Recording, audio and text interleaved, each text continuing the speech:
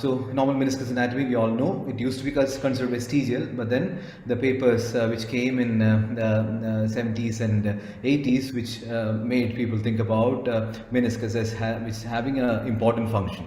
So that was a paper in 2001 where 117 patients were followed up for 14 to 20 years, and they found osteoarthritis incidence of about 71%, where a meniscectomy was done, which was advanced in 48%, and where it was much lesser in the control group. So should all meniscus tears be repaired? No. Careful patient selection is the key.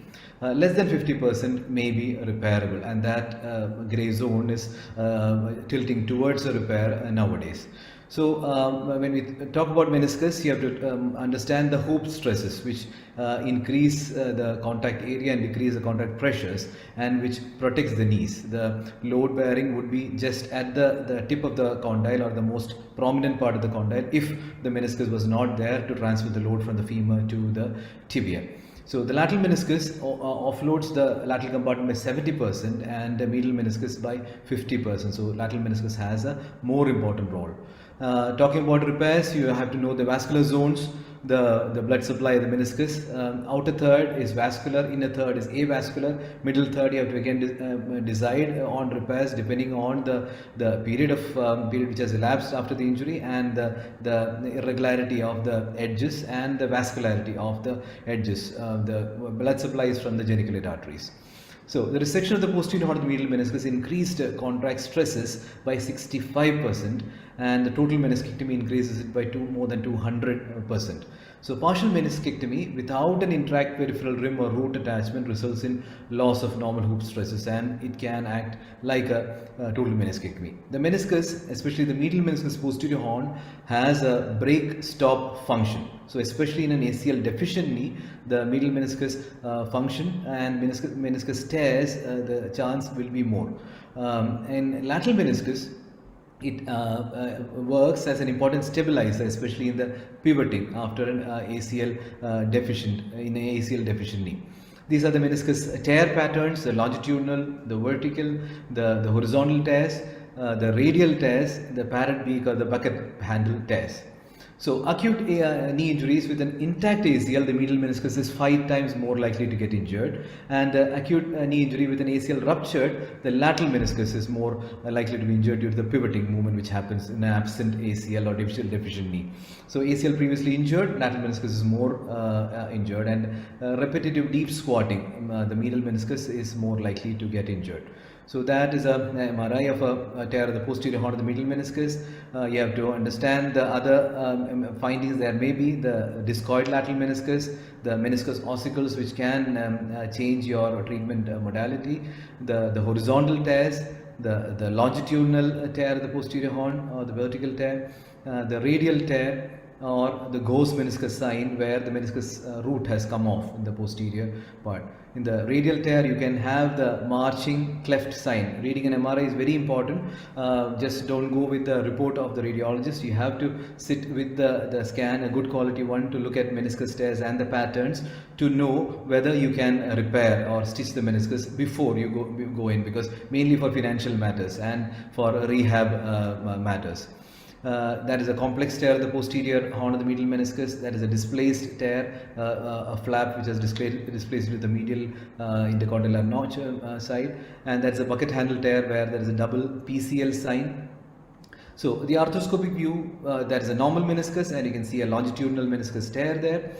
Undisplaced, which menisci are to be left alone, or tears have to be left alone. You can leave alone an undisplaced stable medial or lateral meniscus tear, which is usually less than 8 or 10 millimeters long. A short undisplaced stable tear, you can do a synovial abrasion, or a short displaced but stable tear. Again, you can do a trephination or something to increase the vascularity, and you can leave alone.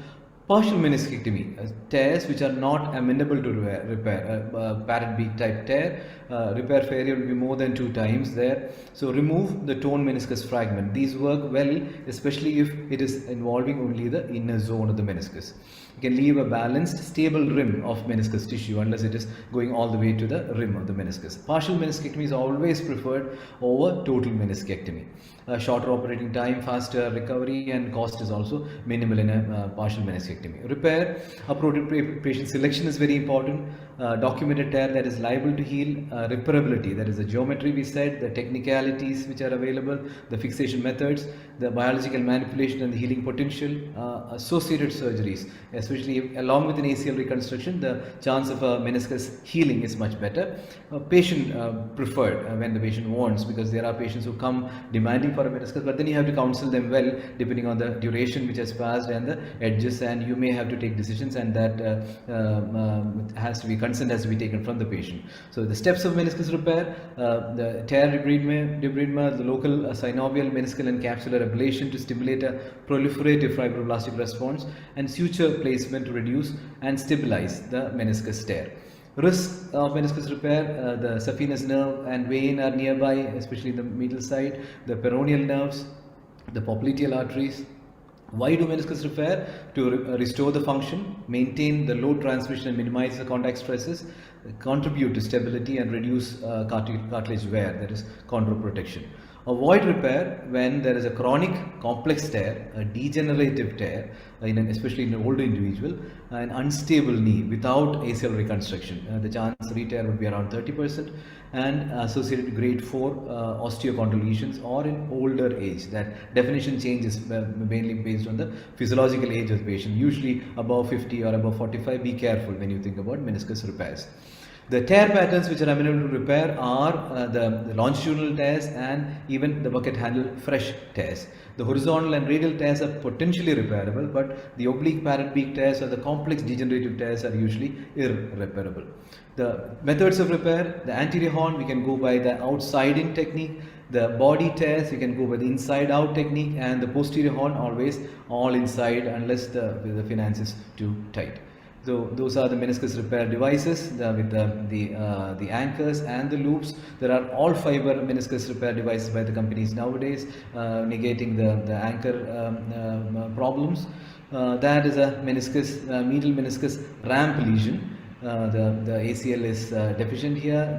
It's the left knee, and the medial meniscus, posterior body root junction. You can see the blood coming out, and that's a ramp lesion here, which was seen on the MRI, and that was repaired by an all-inside meniscus repair.